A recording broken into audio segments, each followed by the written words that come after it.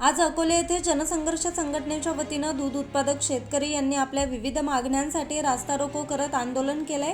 आमरण अन्नत्याग उपोषण हे चालूच राहील। जोपर्यंत आमच्या मागण्या मान्य होत नाही तोपर्यंत हे उपोषण चालूच राहणार असल्याचं आयोजकांकडून सांगण्यात आलंय। अहमदनगर जिल्ह्यातील अनेक शेतकरी या ठिकाणी येत असून या आंदोलन उग्र स्वरूप धारण करेल असं चित्र दिसत आहे।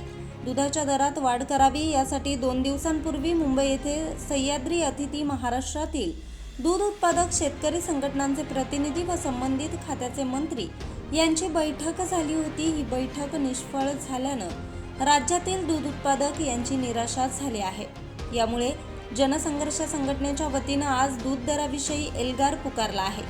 यावेळी कोल्हार-घोटी महामार्गावरील रास्ता रोको करत आंदोलकांनी आपला संताप व्यक्त केलाय। विविध फलक हातात घेऊन आंदोलक आज हजारोंच्या संख्येनं रस्त्यावर उतरले होते। आंदोलक हे जनसंघर्ष संघटनेचे अध्यक्ष संदीप दराडे यांच्या नेतृत्वाखाली रस्त्यावर उतरलेत।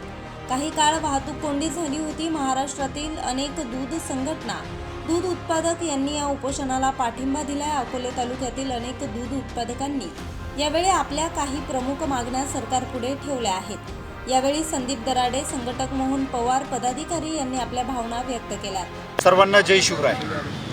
बघा, जनसंघर्ष संघटना आणि दूध उत्पादक शेतकरी यांनी जो लढा पुकारलेला आहे, मागील 8 दिवसापासून आपण सोशल मीडियाच्या माध्यमातून हा विषय बघताय की दूध उत्पादक शेतकऱ्यांची जी कुचंबना या शासनाने आणि त्यांच्यासोबतच या सहकारी संस्थांनी आणि या प्रायव्हेट प्लांटनी चालवलेली आहे, त्याच्या विरोधात एक तीव्र आंदोलन उभं करण्याचा आम्ही सगळ्यांनी विचार केला। शेतकऱ्यांची आम्ही सगळी पोरं का ज्यांच्या दारासमोर गायी आहेत, त्यांच्या दारासमोर गोठा आहे, असे आम्ही सर्वजण या ठिकाणी अमरण उपोषणाची भूमिका घेऊन बसलेलो आहोत। आज सकाळपासून हा लढा आम्ही या ठिकाणी सुरू केला। सगळ्यांनाच ठाऊक आहे की दुग्धविकास मंत्री आमदार राधाकृष्ण विखे साहेब यांनी जुलै महिन्यामध्ये 3.585ला 34 रुपये भाव जाहीर केला। सोबतच पशुखाद्याचे भाव 25% कमी करायचे अशी पण घोषणा केली। खरं तर त्याच मागण्या घेऊन आम्ही या ठिकाणी आज बसलो। त्यांनी जो भाव जाहीर केला, जी घोषणा केली, खरं तर त्याचंच अवलंबन कुठेतरी झालं नाही, त्या गोष्टी पाळल्या गेल्या नाही, म्हणून आज आम्हाला उपोषणाला बसण्याची वेळ आली। आज आपण सगळेजण बघतोय की जे दूध कलेक्ट केलं जातं त्या माध्यमातून शासनाची आता सह्याद्री अतिथीगृहात 2-3 दिवसापूर्वी एक बैठक झाली। त्या बैठकीत त्यांचं असं म्हणणं आहे की राज्यात आणि देशामध्ये दुधाचा अतिरिक्त उत्पादन आहे, पुरवठा आहे, आणि त्यामुळे आम्हाला भाव देता येत। परंतु मला कुणीतरी सांगावं किंवा येऊन दाखवावं, या राज्यकर्त्यांनी दाखवावं की आपण जे दूध आमच्या शेतकऱ्यांकडनं घेतात, त्याचे जे बाय प्रॉडक्ट बनवतात, त्याच्या ज्या पिशव्या भरतात, त्याच्या विकतात, त्या विकत असताना आपण इतका भाव जास्त लावतात। त्याचे तर भाव कधी आपण आजपर्यंत कमी केले नाही। ते अतिरिक्त भाव आपण घेतात, ते बाय प्रॉडक्ट आपण रस्त्यावर कधी फेकत नाही, पिशव्या फेकलेल्या आम्हाला कधी दिसल्या नाही। म्हणजे आपला सगळा खप होतोय। गावागावामध्ये दूध खरेदीसाठी सगळ्या डेअरीवाल्यांची चढाओढ लागलेली। हे सगळेजण दूध विकत घ्यायला शेतकऱ्यांना ॲडव्हान्स पैसे द्यायला तयार असतात, जनावरं बँकांचे कर्ज काढून जनावरं घेऊन द्यायला तयार असतात। मग शेतकऱ्याला दुधाचा भाव देताना नक्की कुठं यांना काय प्रॉब्लेम नक्की होतोय, हा आमच्या सगळ्यांच्या समोरचा प्रश्न। आज दूध उत्पादन करत असताना आपण बघतोय जवळपास 28 ते 30 रुपये प्रति लिटर शेतकऱ्याला खर्च आहे। याच्यामध्ये खाद्याचे भाव अतिरिक्त वाढून गेले, त्यामध्ये चारा आणायचा आहे, गोठा सांभाळायचा आहे, गाया विकत घ्यायच्या आहे, त्यांचं आजारपाणी पाहायचं आहे, शेणकूर करायचं आहे। अहो, घरातल्या महिलांची कंबरडं मोडून गेली। आज इतकी दयनीय अवस्था आमच्या घरांमध्ये तयार झाली। आम्ही जेव्हा 10 दिवसांनी पगार घ्यायला जातो तर आमच्या डोळ्यामध्ये पाणी असतं। आज शेतमालाला बाजारभाव नाही। मोठ्या प्रमाणावर आपण बघतोय की शेतीसाठी लागणारे अवजारे, खते, बियाणं सगळंच महाग झालं आहे। वरतून आपण GST वाढवून टाकला, पेट्रोल डिझेल वाढवून टाकलं। म्हणजे नक्की शेतकऱ्यांनी जगायचं कसं? हा नक्की शेतीप्रधान देश आहे का व्यापाऱ्यांचा देश आहे? हा आमच्यासमोर प्रश्न निर्माण झाला। तुम्हाला शेतकरी फक्त मतं घेण्यापुरती लागतात, आम्हाला भरडायचं काम तुम्ही चालू केलं आहे। म्हणून या ठिकाणी आज अमरण उपोषणाला आम्ही बसलो। जुलै महिन्यामध्ये आपण ज्या घोषणा केल्या त्याचं फक्त 15 दिवस त्या गोष्टी पाळल्या। त्यानंतर जी आमची लूट झालेली आहे, ऑगस्ट, सप्टेंबर, ऑक्टोबर आणि आजपर्यंत नोव्हेंबरपर्यंत जी लूट झाली ती भरपाई आम्ही तुमच्याकडे मागतो। तुम्ही या गोष्टीला इतकं लाईटली नक्कीच घेऊ नका।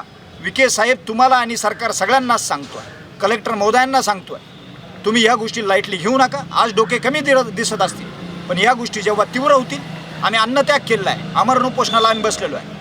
पुढच्या 2-4 दिवसामध्ये याची तीव्रता वाढेल। या तालुक्यामध्ये आमचे लोक, आमच्या घरातल्या बाया, आमच्या भगिनी या ठिकाणी येऊन बसतील. आम्ही आमची जनावरं तहसील पुढे आणून बांधू. ती इथं बांधल्यानंतर तहसीलदार महोदयांनी याची दखल घ्यायची. उद्या दुग्ध विकास मंत्र्यांनी त्या जनावरांना आमच्या चारा घालायचा, पाणी द्यायचं. या ठिकाणी ही गोष्ट तीव्र होणार आहे. हे सह्याद्री अतिथीगृहात आपण बसतात बंद दाराआड शेतकऱ्यांची निर्णय आपण घेण्याची प्रक्रिया सुरू केली. आपण ओपन या, समोर येऊन बोला, या ठिकाणी येऊन बोला. तोपर्यंत उठणार नाही. आपण इतकं लाईटली घेण्याचा प्रयत्न करू नका. यामध्ये आम्हाला न्याय देण्याचं काम करा. तुम्ही म्हणता दूध पावडर जास्त बनवावी लागते, हे करावं लागतं. अहो, आपण भेसळ बंद करा. दुधाचा पुरवठा जादा नाही, भेसळचं प्रमाण जादा आहे राज्यामध्ये.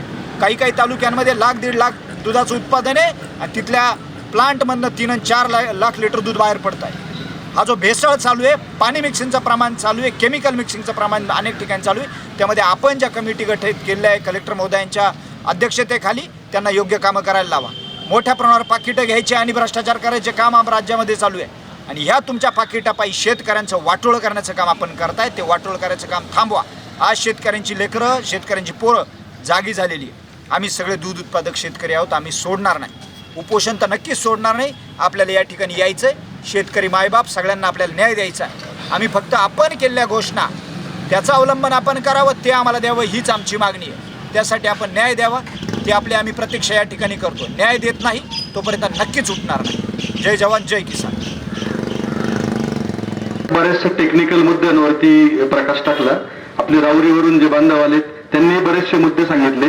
टेक्निकल मुद्द्यांबद्दल आपल्या सगळ्यांना अंदाज आलाच. शुभमनी म्हटल्याप्रमाणे प्रस्थापितांकडून आपल्याला न्याय मिळाला नाही. राजकीय नेते न्याय देऊ शकत नाही. त्यामुळे शेतकऱ्याच्या मुलांनी काढलेल्या एका संघटनेच्या मार्फत आता इथे जमलं. ही संघटना काढताना कोणताही प्रस्थापित नेता या संघटनेत नाहीये, हे या संघटनेचं वैशिष्ट्य आहे. आणि सगळ्या राजकारण्यांना आपण वैतागलेलो आहे.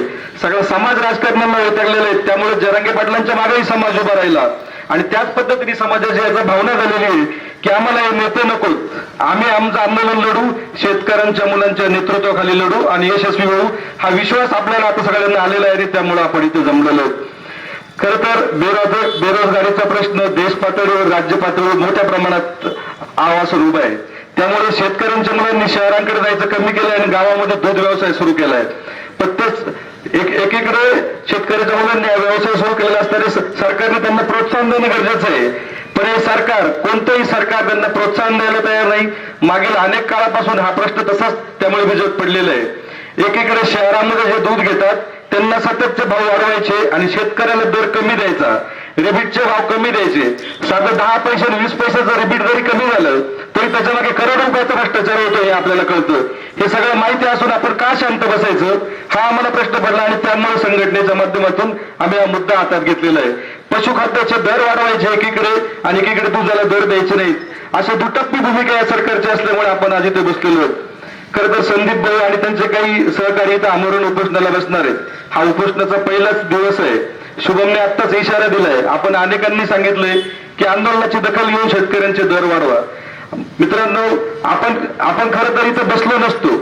विखे साहेबांनी काही दिवसांपूर्वी आम्ही दुधाला 34 रुपये दर देऊ असा शब्द दिला. त्या प्रकारच्या सूचना त्यांनी दिल्या. पण त्यांची सूचना खाजगी आणि सहकारी सगळ्या दूध संघांनी सगळ्यांनी ते ऐकली नाही. म्हणजे एवढा मुजोरपणा यांच्यामध्ये आलाय कुठून? हा मुजोरपणा मोडून काढणे आपलं काम आहे मित्रांनो. आणि हा मुजोरपणा मोडून काढण्यासाठीच आपण इथे बसलोय. धन्यवाद.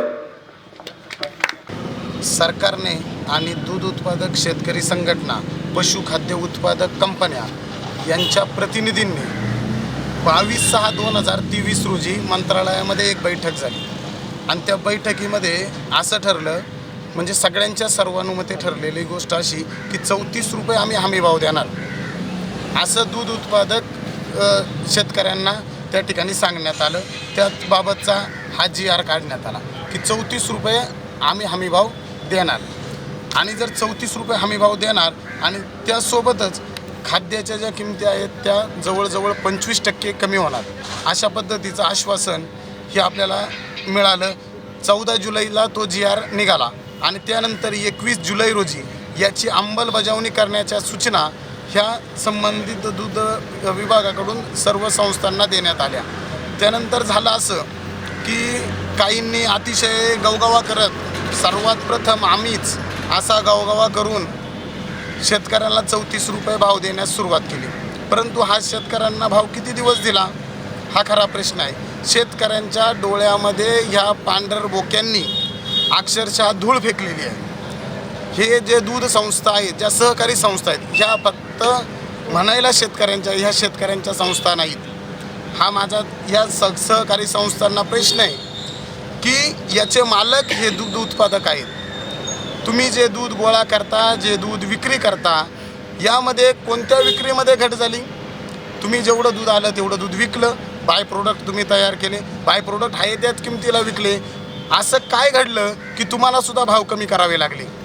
खाजगीवाल्यांचं आम्ही समजू शकतो, ते म्हणतील आम्ही पावडर तयार करतो, पावडरचे भाव आंतरराष्ट्रीय मार्केटमध्ये कमी झाले, परंतु त्या मीटिंगमध्ये स्पष्ट सांगण्यात आलेलं आहे 3 महिन्याने मीटिंग होणार आणि 3 महिन्याने भाव रिवाईज होणार आहेत.